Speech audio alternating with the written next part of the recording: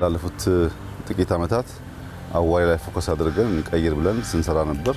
የተቀየረ ሰፈር፣ የተቀየረ መንደር፣ ፎቅ ብቻ ሳይሆን ግሪን ከባቢ ያለው ለኑሮ የሚያሰቅቅ ሳይሆን ለመናፈስም የሚያምር እንዲሆን አድርገን እንጨርሰዋለን።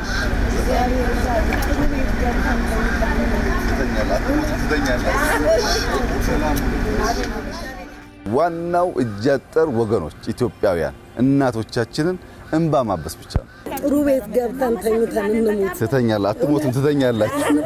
መስከረም እንገናኛለን። ጭርስ አድርገን አይዟችሁ።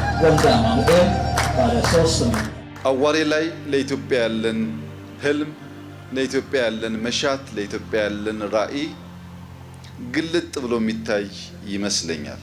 የመጨረሻ የደህንነት መገለጫና ምልክት የነበረ ከባቢ በውሃ ብቻ ሳይሆን በኤሌክትሪክ አደጋ፣ በእሳት በተደጋጋሚ የሚጠቃ ሰፈር ነው የነበረው።